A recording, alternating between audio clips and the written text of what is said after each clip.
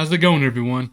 It's time once again for a weekly watch list of what this is, the exact levels / zones I'm watching for the upcoming week, and how I'm going to trade them. So let's just get right into this. First up, ticker NQ, okay? This is what I'm trading most of the time now is futures. The options have been overpriced, fighting against time decay. So when I'm day trading now, it's typically going to be futures. NQ, MNQ, occasionally ES, MES, okay? That's what I stick with. I know a lot of you already know that, but for people that are new, I'm trying to explain what we're doing here.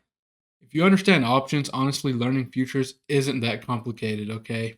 Even if you don't understand options, I still think, within 3, 4, 5, 6 months, you'll have a good understanding of what's going on here if you just set your mind to it.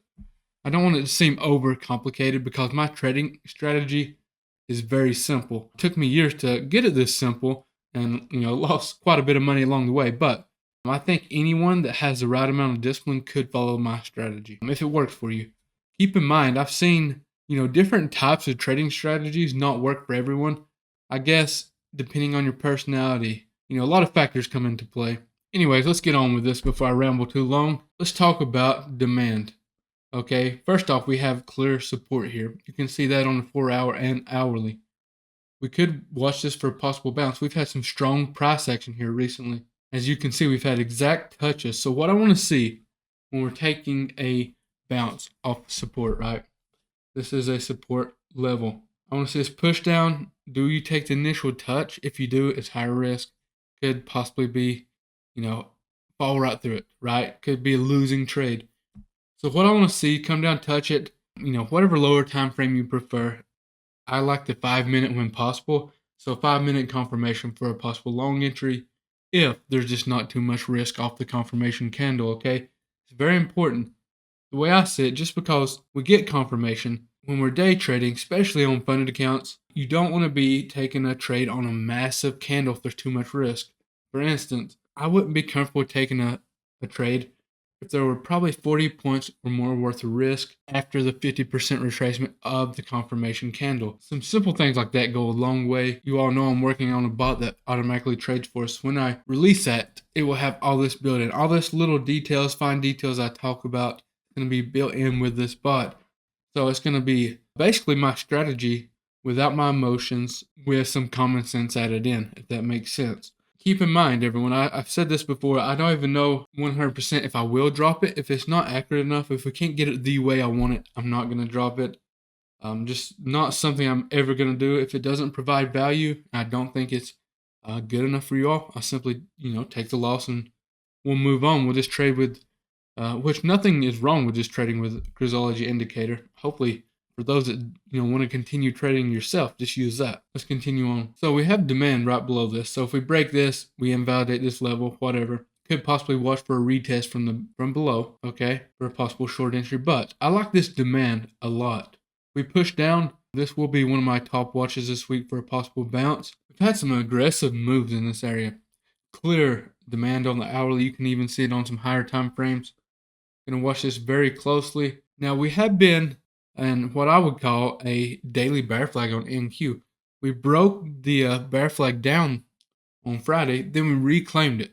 So honestly, could go either way. We could break above the top trend and validate it. Depending on what invalidates a bear flag for you, I thought for sure we was gonna break down and hit that, low point on the flag, but I guess the market had other plans. Anyways, I caught a nice move on that inside Team Bull pre-market. We caught the breakdown before the bounce back up, which was quite the move. This is a massive trade. No other way to put it. We did really well on that. And we have some supply here, right? So we have support, demand, supply.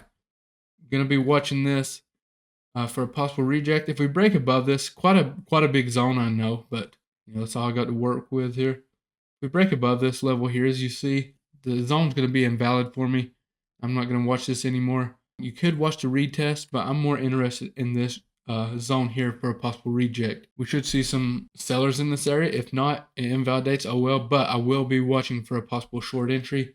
I want to see this come up, test this zone, ideally not break above this, that would invalidate. Or, there's another way you can have your invalidation for a close above, but Wicks is typically what I go with when we wick above the zone's invalid. But if we come in, we don't break this, we come back out to have some aggressive selling, not too much risk on the candle. Ideally, we wait on the 50% retracement of the confirmation candle. Very simple to follow for our entry. I will be trading live some this coming week. Probably not as much as I usually do because I'm spending some family time, but I'm going to try to be there grinding with you all as always. And if you had a bad week last week, honestly, it was tough for all of us. For a lot of us, I won't say all of us. Some people did well, but for me, FOMC messed with me. Last week was tough. Okay, that's all I can say. We just have to move forward. FOMC weeks, OPEX with triple witching. Weeks like that probably be good to avoid. Honestly, I don't even know if I would trade them if I wasn't here trading with you all. But that being said, we did have one or two losing trades, but we had a massive trade or two, so I'll take it. Let's just move on. If you messed up some evals, don't feel bad. I did as well. It happens. Let's just move forward, get them back, and let's reach some payouts together, or try to. I have a lot of people ask me, like, do you prefer funded or personal accounts to trade? I prefer my personal account because it works best for me. I don't have to worry about the added stress of blowing accounts, right? Or hitting, for instance, some props have daily limits. I don't have to worry about hitting that, getting locked out, whatever. The way I trade works best with my personal, but there's nothing wrong with trading funded accounts. I like the big payouts for sure. Do I like the struggle trying to pass all them together while trading live? Not so much, but we're going to get there. Got to get some payouts rolling. Up next, I have ES here. Stick around. I got SPY and QQQ coming next. And if you're new, in NQ, you can trade QQQ options. ES, you can trade SPY options if you just trade options. Anyways, so I'm going to start the same way I did on NQ. We have support here. We can watch that for a possible bounce. We have demand down here. I try my best to get these zones without messing them up. I like my zones small as possible. I find it not too small. There's kind of a good in between, right? I hate trading massive NQ zones, right? So typically over like 70, 80 points, it gets really difficult to get a good entry. That's just something I've noted over the years trading, and that's something I try to focus on when I'm creating zones for you all, keeping them tradable. Some zones I see, and they're just too large for us to trade. So sometimes I'll have people, what about this? And that's probably the reason I'm not trading that zone. It's just too large for a day trade. Watching down here for a possible bounce on ES. I really like this. If we do break below this 561, trade's invalid. So looking for a bounce here, reject here. If we break above it, we don't confirm. Look for the retest for a long entry. I really like all these setups I just went through. Seems simple enough. I don't expect all of them to play out, but get confirmation, we'll give them a go. Up next, SPY, SPY. A lot of similar setups across the board, as you can see, but looking for a bounce here in this demand for calls or ES longs. Looking for a bounce down here in this demand once we lose this, if we do. Starting around this 551.6. And we have supply up here, as you can clearly see on the hourly. No denying it's been difficult for us to break back above this level on the hourly, right? Clearly we have some sellers in this area. I'm going to watch this for a reject again. It invalidates the same thing we was talking about on ES. Look for that retest for the move back up for a call entry. Very straightforward week. QQQ is up next. You can trade NQ or QQQ options based off these levels.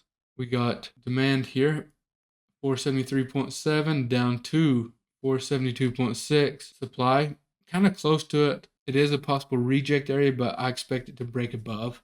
And we probably catch that retest.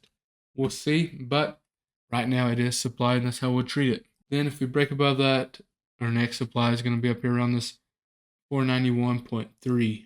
Okay, kind of a big zone there, but I like it, and I'm going to watch it for a possible ES short entry. And anytime you all want to take a little risk off when you're trading NQ, ES, I mean, there's nothing wrong with trading MNQ or MES. Maybe you're going through a rough spell. Just lower down your size, switch over, trade a couple MES, couple MNQ until you get until you get your mojo back, for lack of a better word. Okay, so nothing wrong with us having a week of this, very small wins, very small losses until you get the rhythm going, right? I think we've all been there. We've had to we've gotten to a bad trading streak, or we feel like we're losing discipline in managing our trades. So we got to discipline ourselves. We got to get back into doing it right, and it's much easier to get that discipline back when you're trading with less risk, right? You don't want to be just go out there blowing counts left and right. But that's it for me today. Hopefully this helps you all make some money this week, or just some free education. Even if you're not going to trade these, get them charted, watch them, see how price reacts. Just focus on learning weekly. That's all we can do. Learn from our mistakes. Just keep moving forward, okay? For those that are still around, I've been testing out a new prop firm, Take Profit Trader, lately. Really like them. You can trade up to 5 accounts. Once you pass the eval, there's no activation fee for the funded accounts, and you can reach payout from day one if you qualify, right? If you meet the requirements. So I'm trying them out. If you would like to try them as well, I'll leave a link in the description. Use code Grizzly, give you the best discount available. And let's crush it this week, everyone. Sorry about the rambling on this morning. Just had a lot of questions this week. It's just been a tough market. I hate seeing people I've traded with for years have weeks like this. It's like, I don't know.